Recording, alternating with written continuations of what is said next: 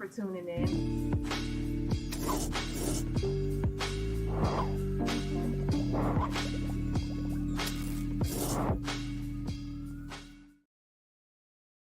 Hey y'all. We're back for part two. I told y'all I was coming back. I told y'all I was coming back.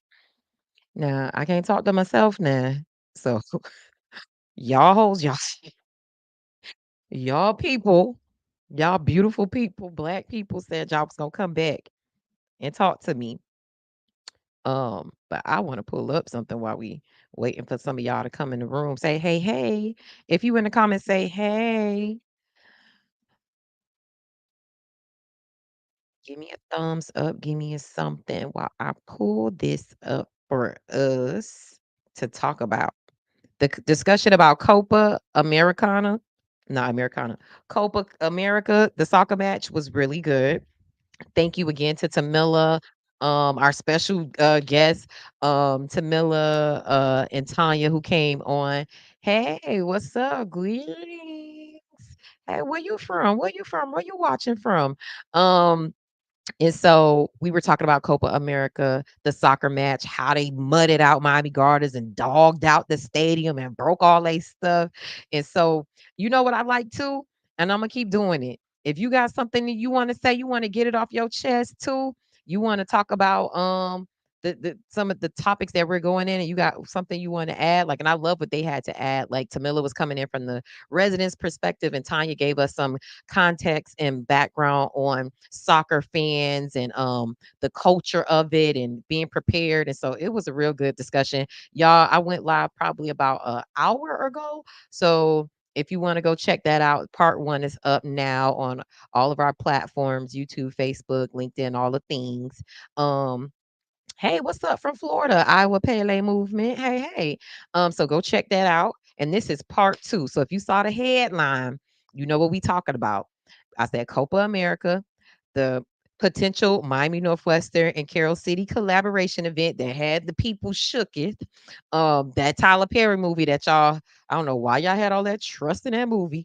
And also too some stuff going on with some shady election stuff. And I mean, it always happens every year, but child, it is funny. Oh, well, I wanna pull up the situation. Oh, I put it on my page. So I'm gonna pull this up for y'all so y'all can see. So now our next topic that was in the notes. Oh, you know what I want to do while we have it here because I would be remiss. Hey, Bakari. Hey, look at that. We international. Come on, black people across the diaspora. Hey, hey. Watching. I want be remiss if I did not give a rest in power to beautiful, the amazing, the smart, the pioneer that was Dr. Enoch Pinkney. She passed away a couple of days ago at the age of 92 years young. She's a pioneer in Miami, Black Miami culture. She is responsible for saving the historic Hampton House. She was a wealth of knowledge. Um, and one of my regrets is that I didn't get a chance to interview her. I think I met her once before, but honestly, I don't think I met her. I think I've just seen so many pictures of her because I feel like if you meet Dr. Pinkney, you remember Dr. Pinkney. So I feel like I've been seeing her in interviews and in the press over the years. And so I'm like, oh man, like I felt like I've known her. Like she's been a part of the culture and part of my life and the things that I've done in Black Miami and the places I've gone and just hearing her name.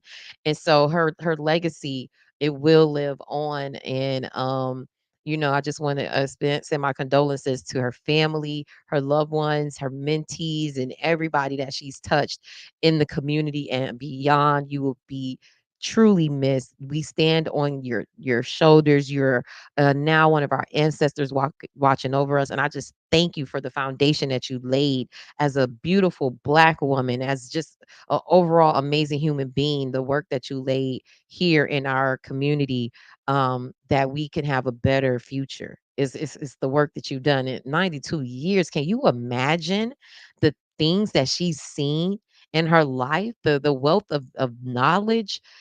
Oh my God.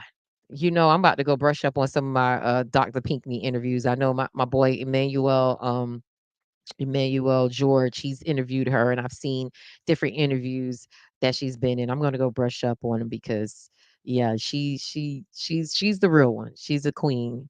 And rest in peace to you. Thank you. Job well done. Job well done. So okay, I see y'all in the comments. Wait, I'm from Queens, but I live in Central Florida. I'm from Queens too. Hey, what's up? Hey, baby. I see you watching, Mr. Tontis. Um, so as we get into it, and see, I'm mad. I'm gonna have to reschedule this. Y'all think I should oh, this is what I wanted to share. This right here. Let me see if I can blow it up. Can I blow her up? Yeah, can you see this? Let me share this to the screen. So the other thing that we were talking about in this in our Can We Talk podcast, in our notes, we were seeing that there was this post that said a collaboration between Miami Northwestern and Carroll City, March 2025, next year now. Um, they want to do some type of collaboration event. This guy, Dwayne Davis, assuming he's from Miami Northwestern, um, because Carroll City people saying they don't know him like that. And there has been this conversation about, is this true? Now, here's the thing. I've been seeing conflicting things, and so I went to both schools, so I'm in both alumni chats.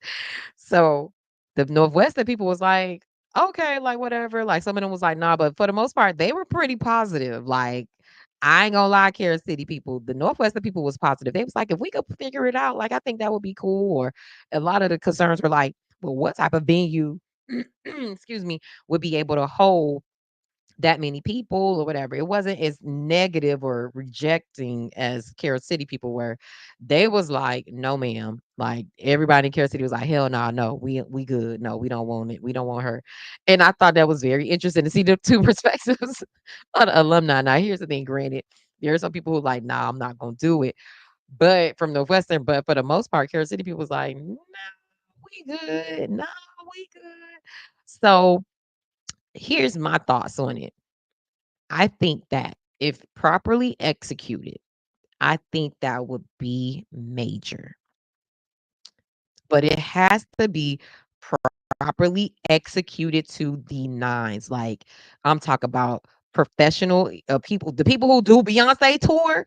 That's who you need. The people who do Essence Fest, that's who you need. The people who do Rolling Loud, that's who you need. The people who do Coachella, that's who you need because that's just a level of epicness. If they tried to combine an alumni picnic situation, because Carroll City bringing in 10,000, Northwestern bringing in 19, 20,000. Like you, those are worldwide festival numbers. You need some real, you can't have, I'm sorry, no shade to the alumni groups and the people that volunteer their hard work. Like we need y'all. We love y'all.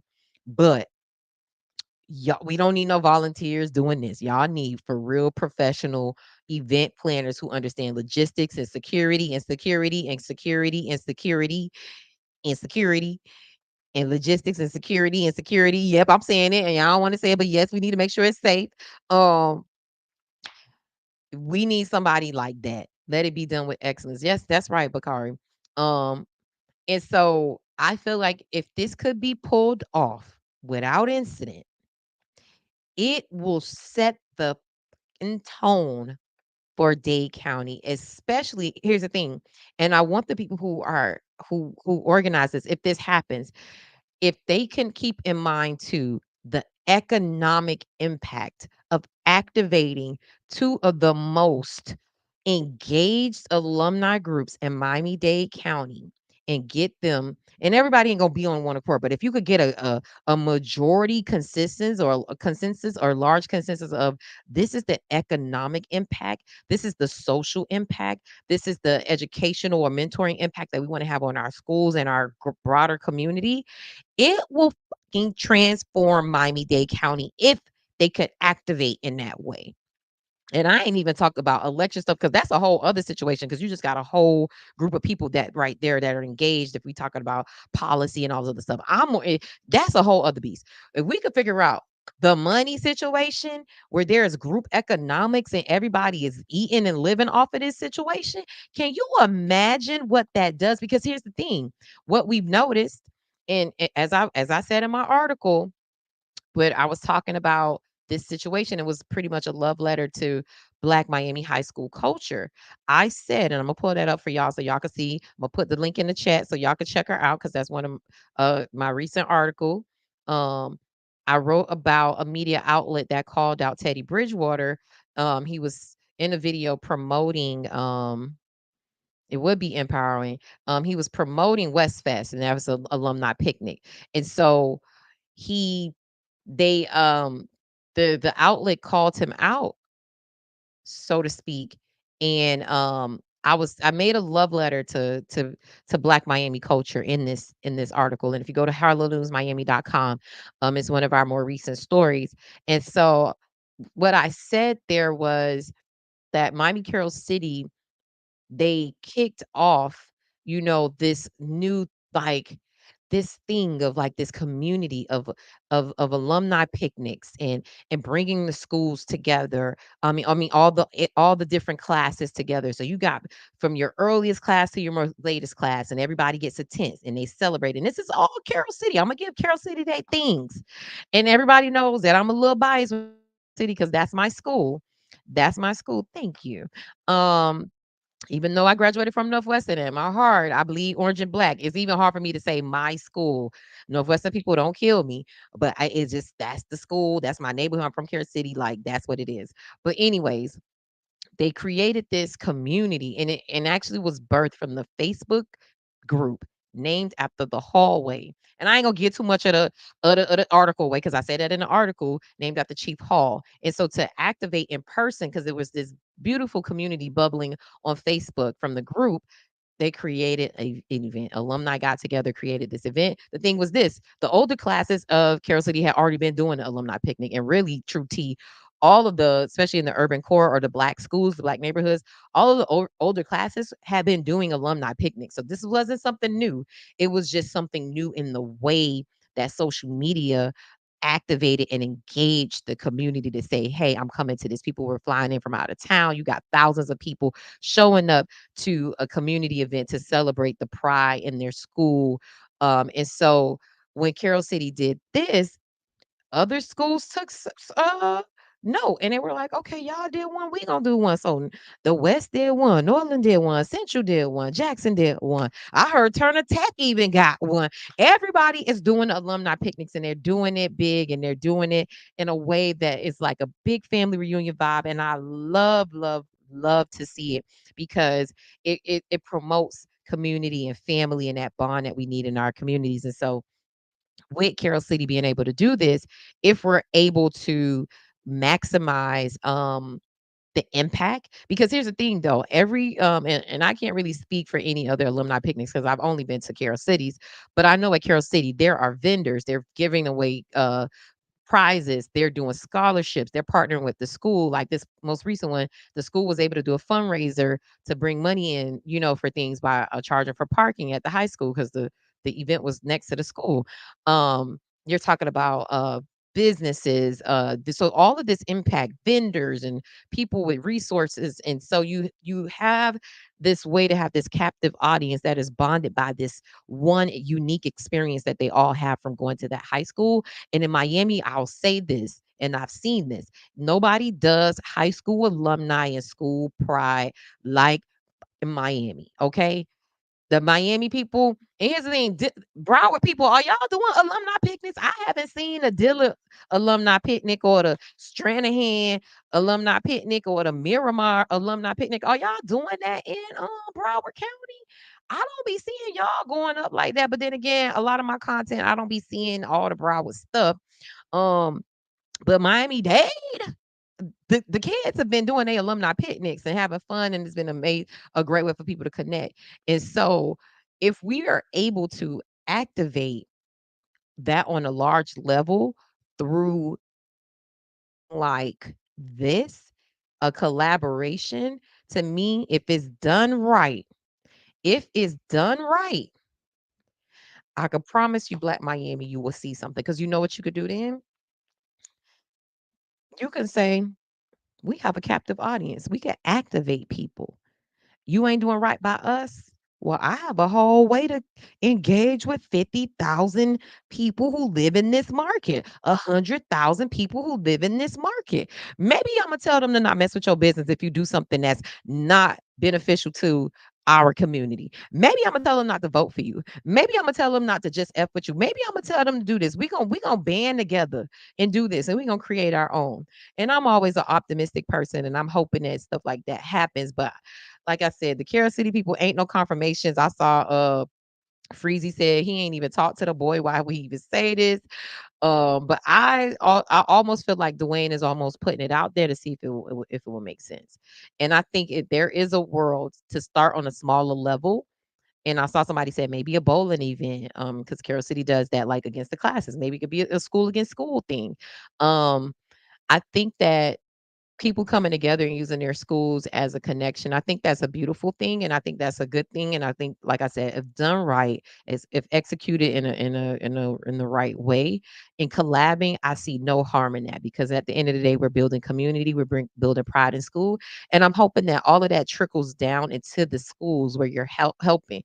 Because I know Carroll City, Chief Hall Alumni Association, they've been working with the school board. They going down to meetings and city council meetings. They advocating for that school.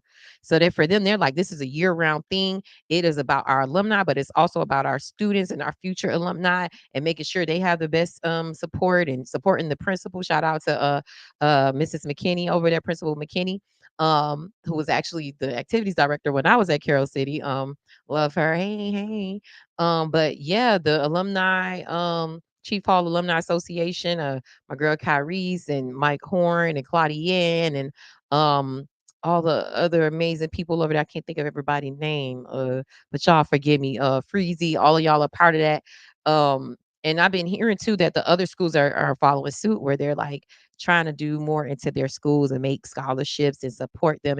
And honestly, that's how we build community and see change. And so I'm not mad at it. Carol City people, I don't know if y'all mad at it, but I'm with it if it could be done. But I'm okay with not rushing into something like that. I'm okay with us saying, look, let's take our time. Let's see what, let's start small. Let's come to the table, see if we can even come to the same agreement on how we want the situation to work.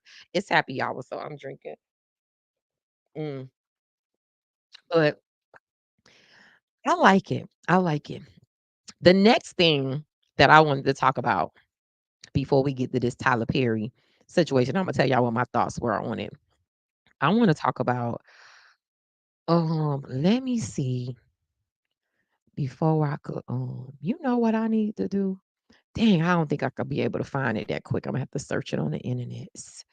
On the internets. On the internets. Okay, so let me show y'all what these people been doing. Can I get it in the chat real quick? It'll take too long. Keon, mm, signs.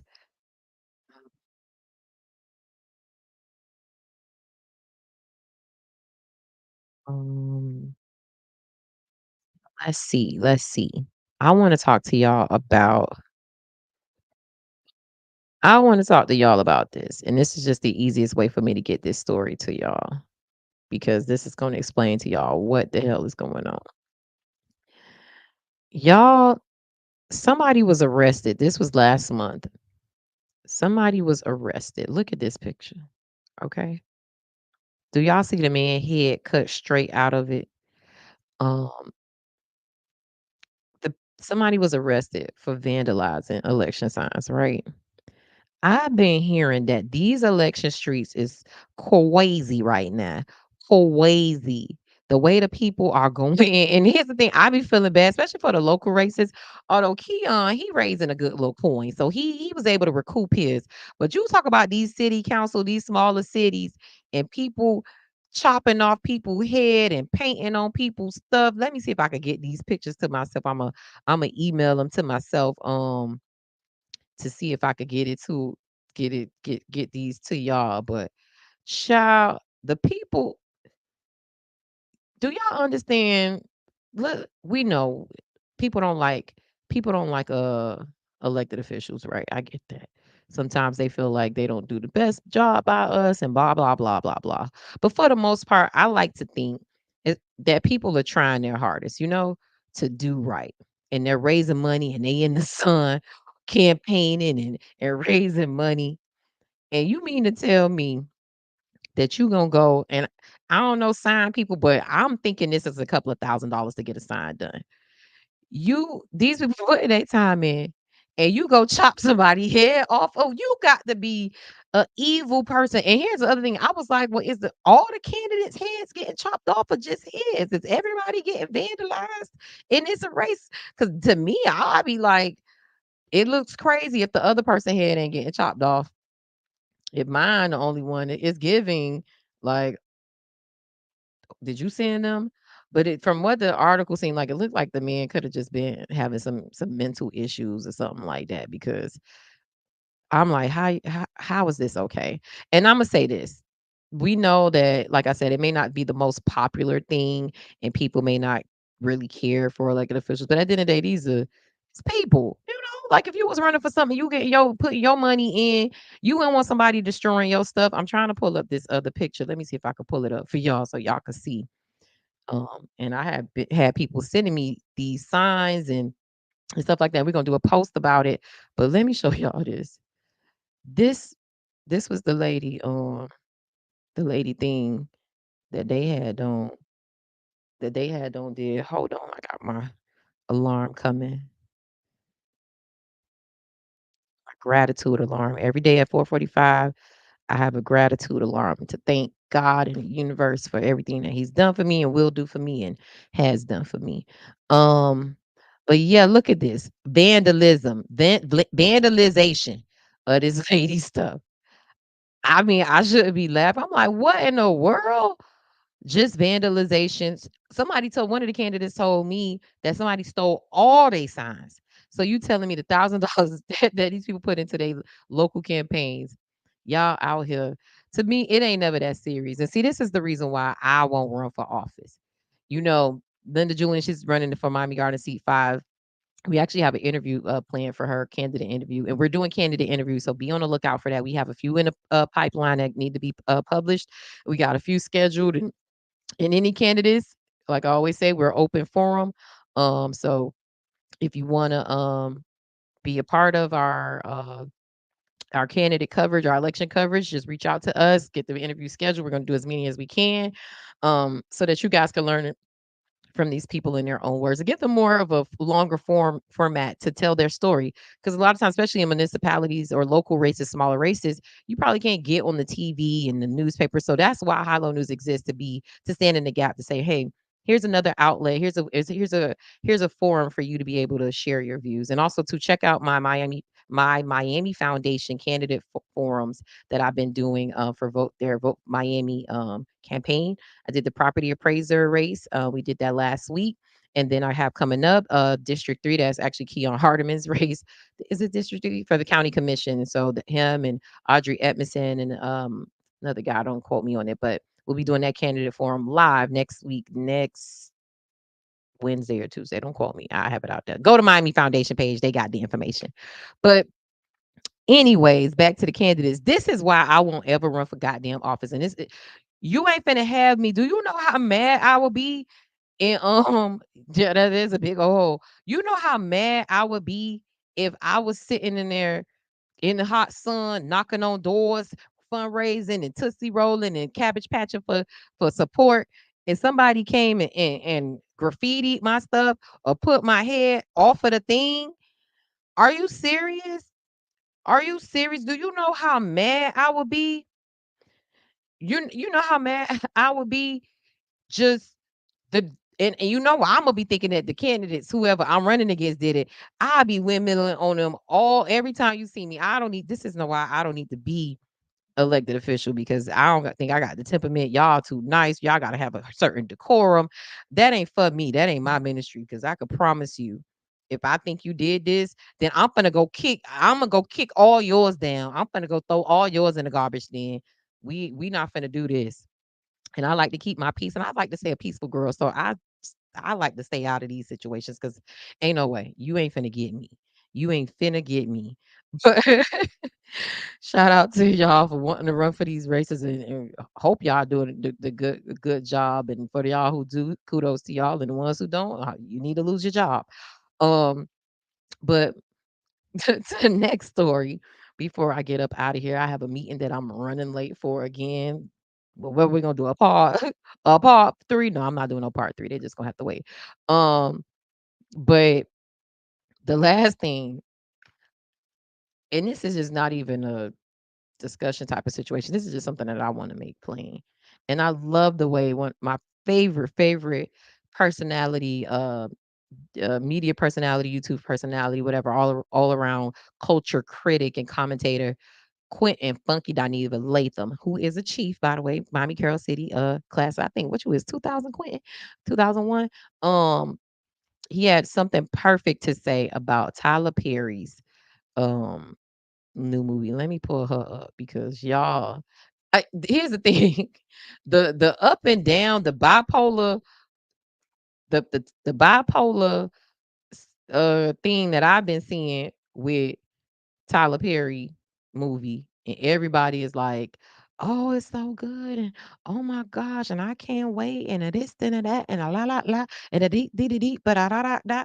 Like everybody, "Oh, the movie, oh, it's gonna be so good," and "Oh, I loved it," and I said, "This is interesting. Okay, Tyler, you won't get me because." I thought that Kelly one was gonna be good, and I ain't even finished that one. It was just ridiculous.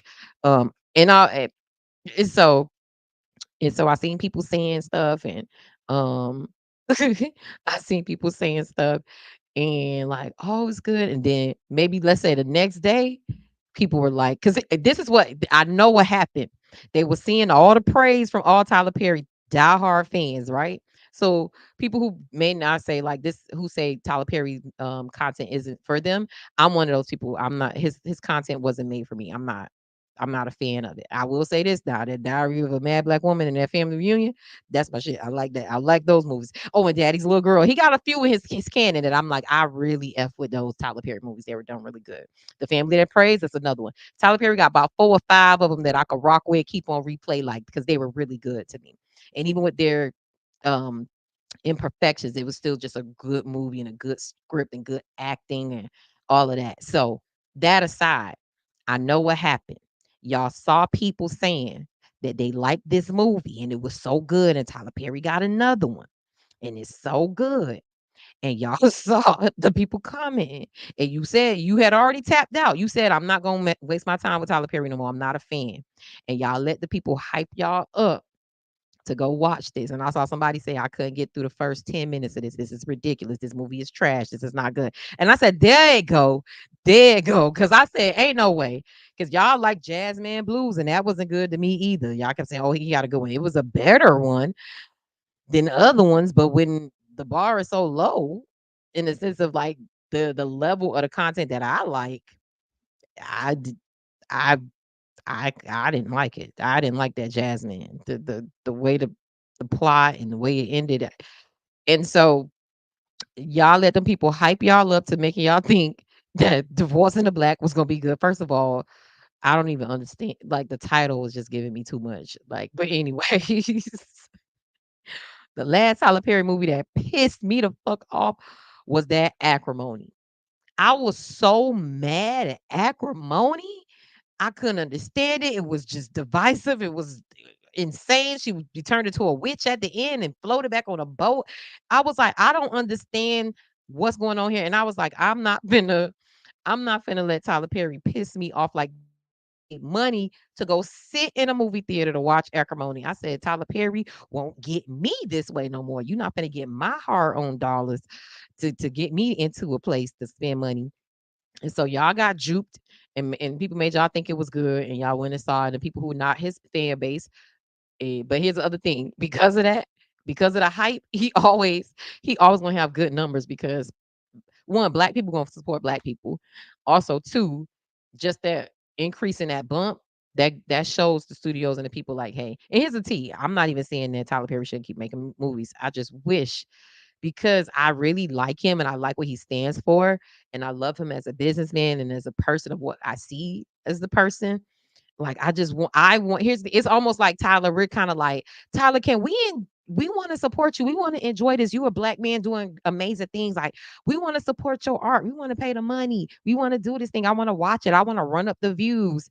And I think that's a part of the issue too, is that I think as the community, we're frustrated because a lot of us want to support, we want to like it, but it's just not a quality or a type of content that we find entertaining as a whole. But here's the thing, and like I said, Funky Don even said it best. Quentin said it best. He said this: there are millions of people out there who thinks that he don't have to change anything. And art is super subjective. Everybody has their own views on it. It's not right. It's not bad. It's not wrong or right. Like it's art. So what you think is art, somebody else may not. So and that's that as well, right? He says, "I'm glad as black man he's winning, but he needs to go get a writing and directing lessons from the great actors out there." And that's a lot of people opinion. I agree. I feel that same way too.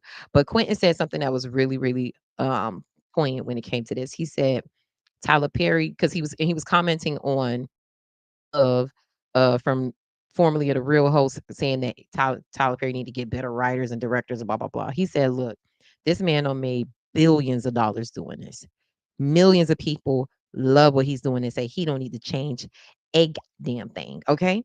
And so there's something to say to that. And who's to say that they don't deserve the art that they want in the way that it's presented in the way and packaged the way Tyler Perry does? Who's to say their art needs to be changed? Who are we to say what's good and what's bad?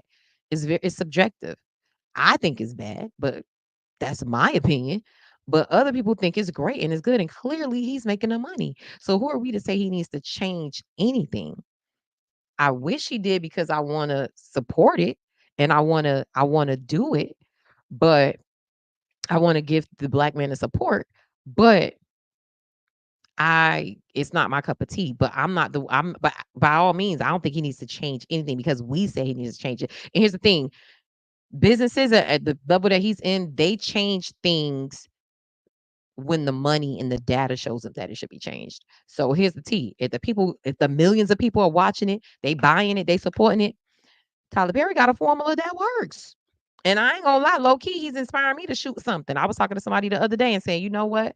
I wrote a script a while back, and they was telling me about a script that they wrote. A girl that I just connected with named Lindsay, and she amazing young girl. We're gonna do some collaborations and stuff like that. But I was like, look, get the story out there, shoot it. Tubi is breaking the mold.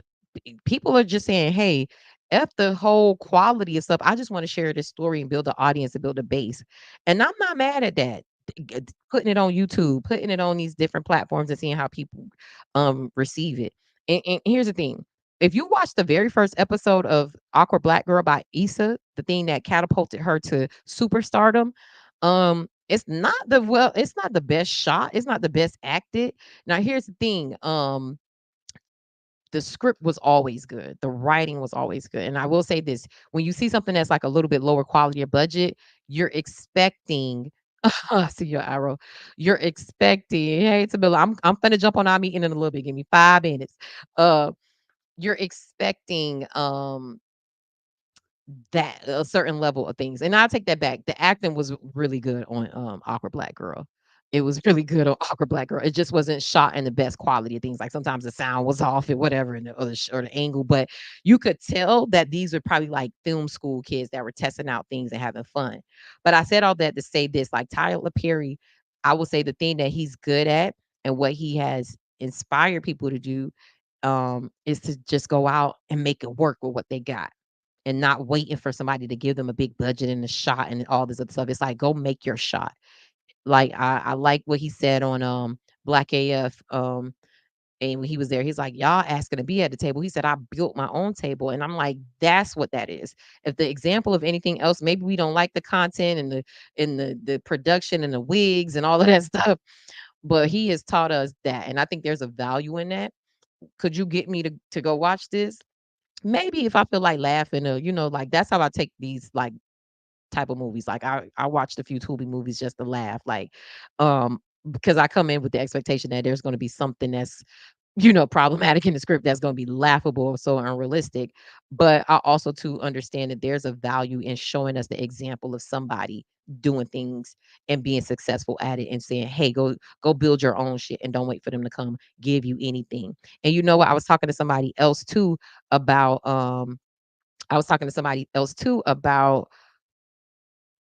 the independent space and how the Tubi movie, independent movie production has carved out a lane for people in a sense of like how Detroit, and Atlanta's already just they're Hollywood, but still even Atlanta.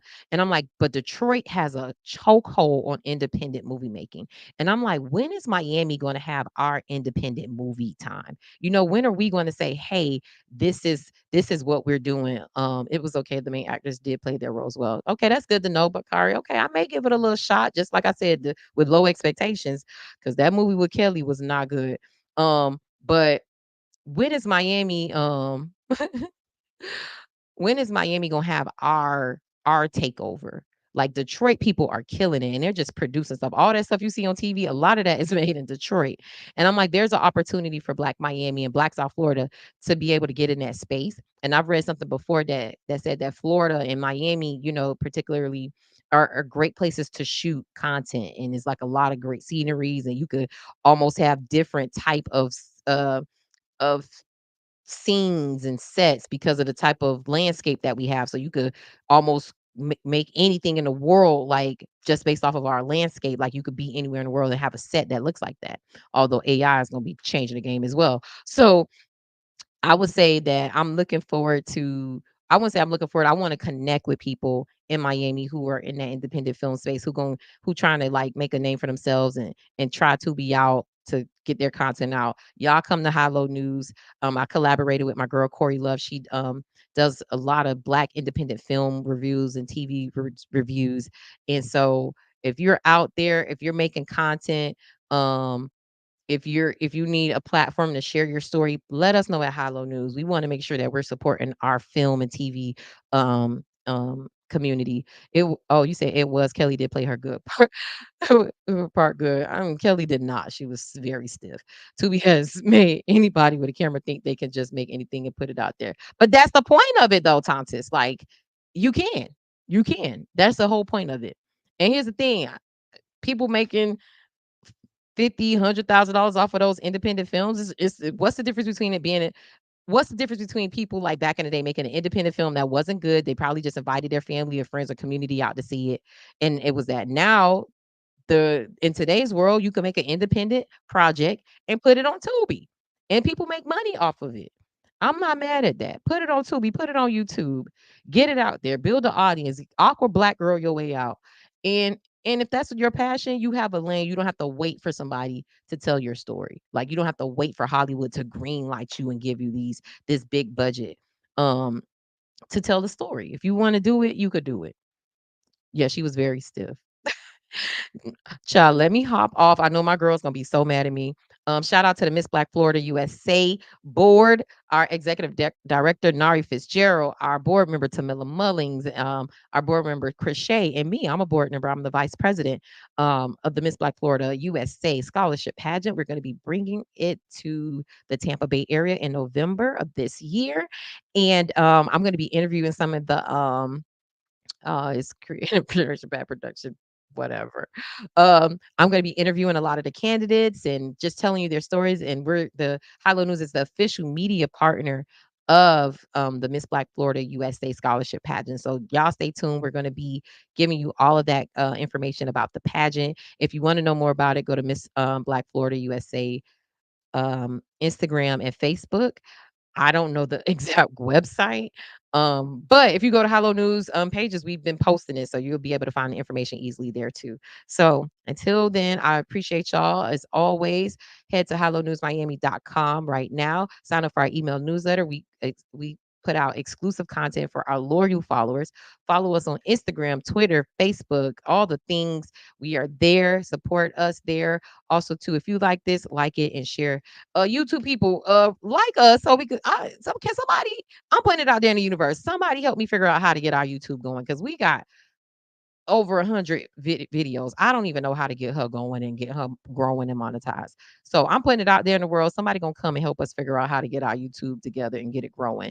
Because I don't know what I'm doing wrong. But thank y'all for watching on YouTube, Facebook, and all the platforms, LinkedIn, Twitter, all the places that we posted. I love y'all. We've been doing this for 9 years. We're gonna keep rocking and stay tuned for our election coverage. And also too, like and subscribe to my That Part podcast that I host with Papa Keith, where we are talking about everything good and bad and ugly of politics in Florida and beyond. Again, I thank y'all for supporting me. I'll see y'all next time and I'll pop out again. I'll give y'all a little bit notice. We won't do a part two because I had way more people watching on the first one than this one. But I'm gonna do more of these. I saw in the comments y'all said y'all like when I come on and just talk and interact with y'all. And like I said, if y'all bold enough to come on and talk your talk, I'm gonna put the link in the chat. You jump on and share your views about the topics that we're discussing. Kind of like a little radio call-in radio thing. I'm feeling radio-y. I'll see y'all next time. I'll let y'all know ahead of time if I'll go live and talk and do this again. I'm gonna try to do it more often. So y'all should see more of these. Again, thank y'all for supporting Hollow News. We'll see y'all next time. Bye. Thank you. Ay, ay, ay, ay, ay, ay, ay, ay, ay.